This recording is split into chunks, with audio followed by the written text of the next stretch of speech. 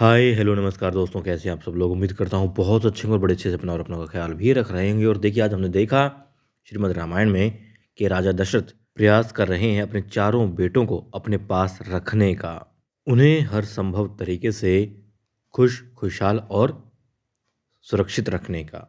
लेकिन कैकेयी आज अपनी चाल चल जाती है और भरत को उसकी पत्नी के साथ में खुद के मायके यानी कि भरत के नानके जाने के लिए कह देती है, कहलवा देती है।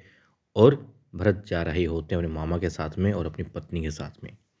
अब वहाँ जो राम जी हैं वो देखते हैं कि भाई तो जा रहा है, लेकिन माता की आंखों में वो भाव नहीं है कि बेटा जा रहा है, कुछ और भी है साथ में। पिताजी भी नहीं है मौजूद कि भरत को कहें कि हाँ भाई जल्दी आना, अच्छे सीखना, कुछ भी जो भी है उस वक्त वहाँ मौजूद नहीं है। अब ये बातें खलती हैं श्री राम को, लेकिन फिर भी वो भरत को रोकते नहीं हैं, क्योंकि समझ जाते हैं कि माजरा क्या रहा होगा।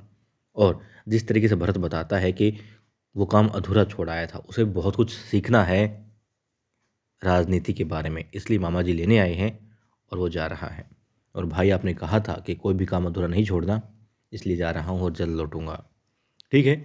भगवान श्री राम भी कहते हैं कि आप जाएं भरत अपनी पत्नी के साथ में, और कहते हैं अच्छे से सीखना। मामा को भी कहते हैं ख्याल रखना भाई का, और तुम अपनी पत्नी का भी ख्याल रखना। ठीक है, चले जाते हैं, प्रणाम करते हैं और चले जाते हैं। अब कैकेयी अपने कक्ष में चली जाती हैं और राम अपनी पत्नी के साथ अपने कक्ष में होते हैं। अब भगवान श्री राम के मन में एक संदेह होता है, जिसे पढ़ लेती हैं सीता माता और कहती हैं कि आप दुखी क्यों हैं, आपके चेहरे पर कोई और भाव है। भाई मतलब कुछ सीखने ही तो गया है, भरत के लिए वो कहती हैं। तो वो कहते हैं नहीं, भरत तो ठीक है, सही कह रहा था, लेकिन माता कैकेयी ने उसे भेजा है। मगर हाँ, अब वो कहती हैं देखो, आप भाई से दूर हो रहे हैं, मान लिया, और नई नई उनकी शादी हुई थी, नानके जा रहे हैं, इसीलिए बस माता के मन में जो है थोड़े अलग भाव हैं। वो ज़्यादा दुखी भी हैं कि नई पुत्र वधू जा गई है उनसे दूर, उनका बेटा गया है उनसे दूर। तो वो कहते नहीं, सिर्फ ये बात नहीं है। भगवान श्री राम कहते हैं सिर्फ ये बात नहीं है, माता कैकेयी मन में कोई और भी बात है, और कोई टीस लग रही है, कोई बात चुभ रही थी, इसीलिए भरत को भेजा है। वो कहते हैं देखो चिंता मत कीजिए, जब आप जैसा मतलब जो माता पिता की बातें समझ ले ऐसा बेटा उनके पास में है, तो भला फिर चिंता ही क्या बात है। आप उनके साथ बैठिए, मन की बातें कीजिए, दिल की बातें कीजिए। वो अपने दिल की कहेंगे, आप अपने दिल की कहिए। और फिर जब आप सारी समझ ही जाते हैं तो फिर दिक्कत क्या है। वो कहती हैं आप सब ठीक कर देंगे, उनसे बस पूछ लीजिए, बता देंगे आपको। फिर वो कहते हैं ठीक है। अब कुछ इसी तरीके के भाव होते हैं राजा दशरथ के मन में भी, इसीलिए वो सारी बातें याद करते हैं कि भरत जा रहा है। लेकिन क्यों जा रहा है, अब उन्हें याद आता है कि हाँ, उनसे एक ऐसा शब्द भी बाण छूट गया था जिसने किसी निर्दोष के प्राण हर लिए थे, और उसके बाद में उसके माता पिता ने भी जीवन त्याग दिया था। फिर पिता ने कितना बड़ा श्राप दिया था राजा दशरथ को कि त्यागोगे तुम भी, इसी तरीके से शरीर दर दर की ठोकरें खाओगे तुम भी, पगला जाओगे तुम भी, अपने आज्ञाकारी अपने धर्मपरायण बेटे के वियोग में, जैसे श्रवण के वियोग में वो अपने प्राण त्याग रहे हैं। अब वो आचार्य वशिष्ठ को बुलाते हैं, वो आते हैं और कहते हैं मैं विचलित हो गया हूँ, समझ नहीं आ रहा, आप निवारण कीजिए समस्या। बोलते, समस्या क्या है राजा, आपने बहुत लंबी यात्रा की है, आप अब थोड़ा आराम कीजिए। इतने आज्ञाकारी पुत्र हैं आपके पास में जो न्याय और धर्म के रास्ते पर चलते हैं, तो थोड़ा उनको मौका दीजिए, नई पीढ़ी को आगे कीजिए।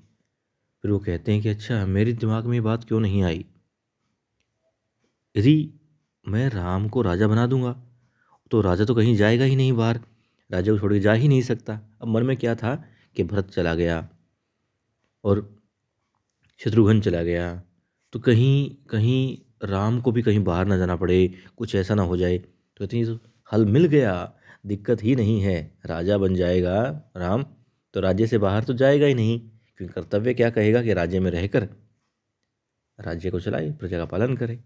ठीक है। वो कहते हैं कब करें, जितनी जल्दी हो सके कर दीजिए। ठीक है। अब गुरु से विचार विमर्श हो गया और सही उन्हें लग गया कि हाँ, ये सही बात है, अब सुबह हो जाती है, राजसभा में वो होते हैं।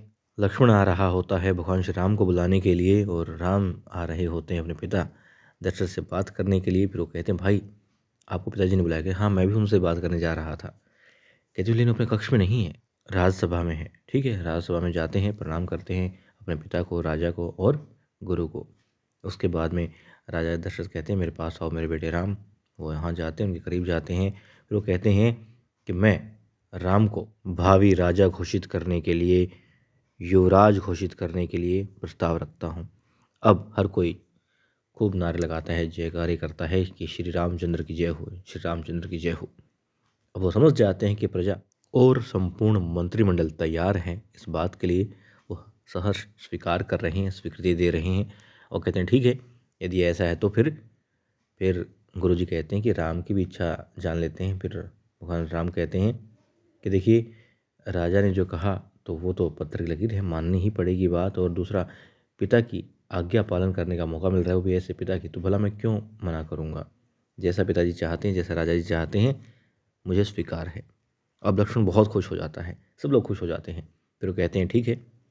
राजा दशरथ कहते हैं, तो कब किया जाए? अब गुरुजी ने कहा कि आचार्य जी कहते हैं, चाहे कल कर दो युवराज का अभिषेक। ठीक है, घोषणा कर देते हैं कि कल करेंगे। अब भगवान राम कहते हैं उनके पिताजी को कि सिर्फ एक चीज़ खल रही है कि सारे सुख दुख है, खेलना कूदना है, जो भी है, शिक्षा दीक्षा है, सब कुछ अपने सभी भाइयों के साथ में किया है।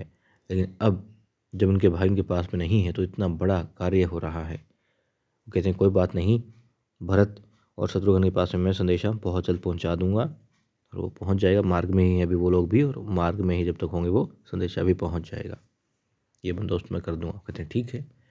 अब मंत्रा भी मौजूद होती है राजसभा में। हालांकि संभव नहीं लग रही थी बात, लेकिन था ऐसा, न जाने क्या करने आई थी वहाँ पर। सारी बातें सुनती है और दौड़ती हुई जाती है। और जो कैकई होती है उसे उसके कक्ष में सुनाई भी दे रहा था कि रामचंद्र की जय हो, श्री रामचंद्र की जय हो। फिर वो कहती है मन ही मन कि ऐसा क्या हो रहा है। उठकर देखना चाहती है कि ये जयकारे कहाँ से लग रहे हैं, जय घोष कैसा हो रहा है। तभी गिर जाती है, क्योंकि दौड़ते दौड़ते आ रही थी, बहुत तेज़ कदमों के साथ में आ रही थी मंत्रा। गिर जाती है, वो उठाती उसे, कहती है, ये जय घोष नहीं है, ये तो विनाश की ललकार है।